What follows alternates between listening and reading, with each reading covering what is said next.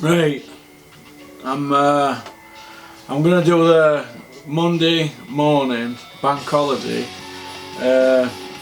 What do they call it? Monday morning tactical breakdowns, as Spencer Fearn would say, or is it? Or would you say it's just me hammering people? No, I don't think so. I'm just going to tell it straight. Now, everybody's just been going on about the Sky Show. Now, at the weekend, what did everybody think to it? Well, I'll tell you what I thought to it. It was a load of crap. It was a poo feast. A feast of poo. Of greedy men splitting about £40 million for everything. It was that bad, it was shocking. The only good thing to come out of it is Huey Fury's stocks rose. Other than that, it didn't really do anything for me. I'm not even going to talk about the Joe Cordina farce that's going on. I mean, they're ruining his career, aren't they? Josh Kelly, nobody rates him, do they, up at EIS?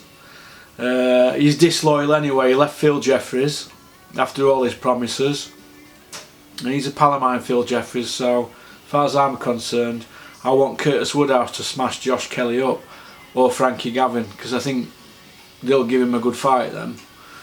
But Molina was shot to bits. If you go on Twitter, I said his hands were smashed in. Both of them were done in. He were an old man in there. He didn't come to win, he come to pick up his $20,000. That's what he came to pick up, and he left with it. And they've moved Kelly on now, and he can be known as beat a former world champion.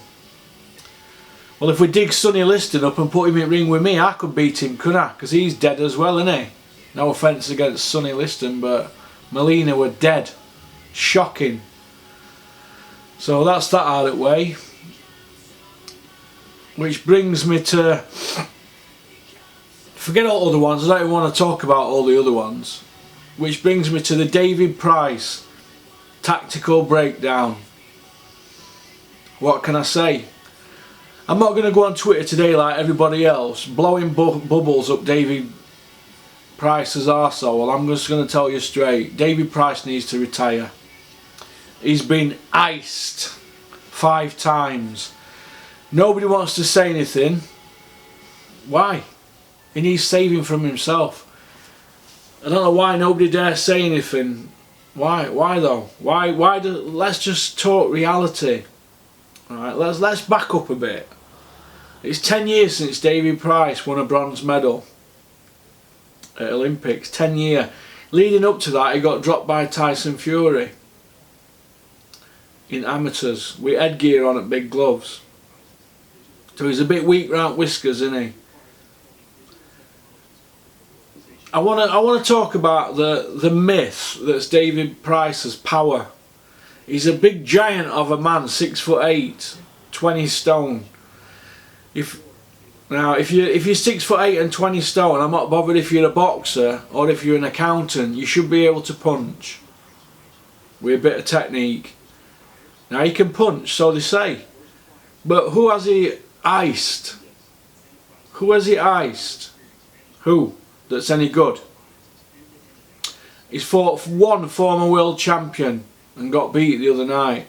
Who has David Price iced who is elite? Nobody. He's not iced anybody elite. He's knocked out Sam Sexton and Audley Harrison and Matt Skelton.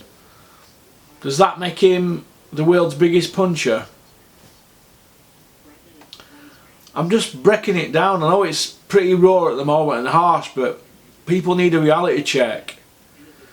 People got in David Price's ear talking, dare to be great, take your chance while you can. It's a shortcut to the Joshua money. Didn't we learn all this from the Christian Aimer fight or the Tepper fight?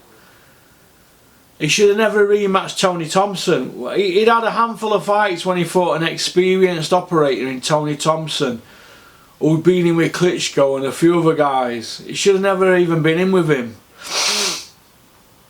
David Price was rushed, and they've learned that with Joshua, haven't they? They're not taking no risks with him, are they?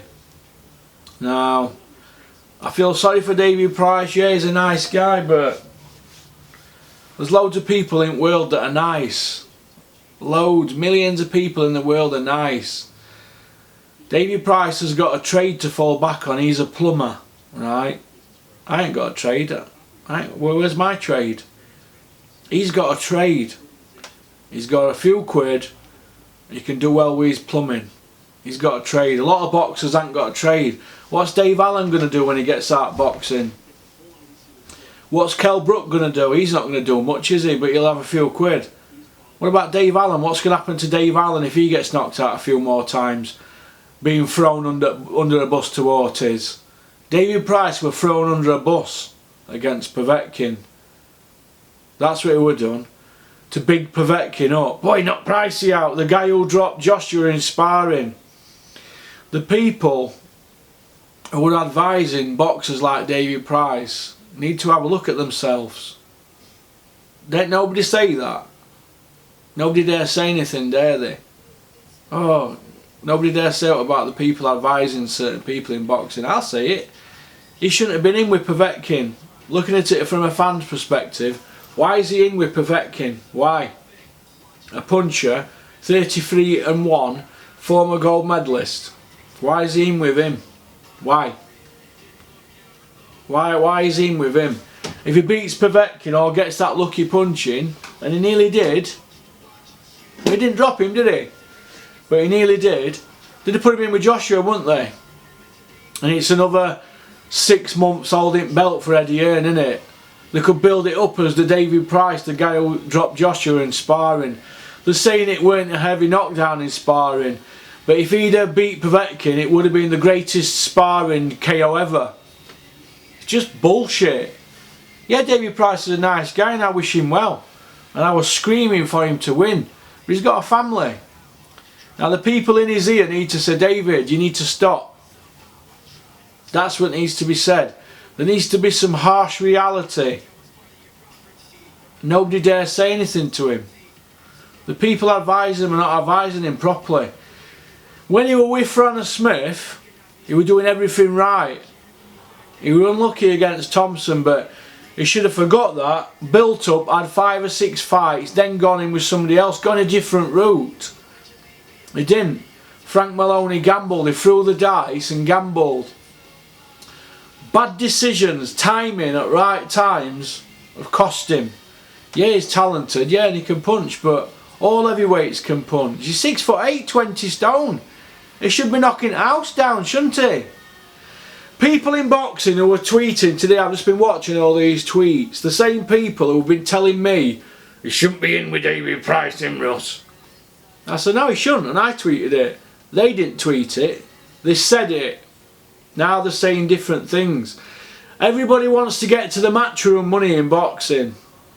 They've all got their own little agendas, anybody, from people hanging around boxing on fringes to people who are trainers and managers, promoters.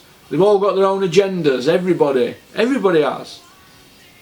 The real heroes in boxing, in my opinion, are those who are involved with amateur setup. They don't get paid. The podcast lads don't get paid, do they? I don't get paid. It's just opinions, isn't it? They're the real heroes. People inside boxing, they have agendas. I see it on a daily basis. Now, 10 years ago, on that, when they went to Beijing, David Price, De Gale, Tony Jeffries, Frankie Gavin, Billy Joe, Joe Murray. Where are them now? Joe Murray, where's Joe Murray 10 years later? Where's De Gale? He's won a world title though. Billy Joe's at the top of his game. David Price, where's he? Tony Jeffries, he's got injured. Tony Jeffries injured. Joe Murray, he's finished, isn't he? Price is finished. Billy Joe's at the top of his game. De Gale's on his last legs. Who's the other one? There's another one. Is it Darren Sutherland, sadly? We don't happen to Darren, don't we? That was tragic. But, you know, when you look at it, Dennis Hobson, my good friend, gave them all a Tag Heuer watch, because he wanted to sign them all, and he had the money to do it then. But he didn't sign any. None of them went with Dennis. And has it all worked out for everybody going with Frank Warren? Has it worked out for them all going with Frank and Eddie? It's not worked out, has it? Only for Billy Joe. 10 years later, Billy Joe's at the top of his game and he never won a medal, did he? That's the harsh reality of boxing. The tragedies, the injuries, the bad matchmaking, the lack of dedication, the people getting in your ear. That's the harsh reality of boxing. Looking at the class of 2008. Shocking, I know. Brutal truths, yes. But let's talk reality. Tony Thompson twice. What then? Everybody feels like they have to go to Germany to Sauerlands, don't they? What then? They rushed him, didn't they? They rushed him. Hamer, Tepper, or Tepper and Hamer. Shouldn't have been in with them guys. Should have gone back to basics. But that's boxing for you, innit? It's harsh reality. But David Price, go back to plumbing. You've got a trade and get a good living. You're a young man, 34, 35-year-old. Go back to plumbing, David. Give boxing a miss, and then you'll see who your mates are then. That's my opinion. That's harsh. Well, that's reality. I'm a realist. I'm from the real world. I'm going to say what people in boxing want to say, but then they know they daren't say it because they've got to think of their own agendas. Well, I'm going to say I don't have a fucking agenda in boxing. Nobody pays me in boxing. I'll tell you straight. That's harsh reality. So.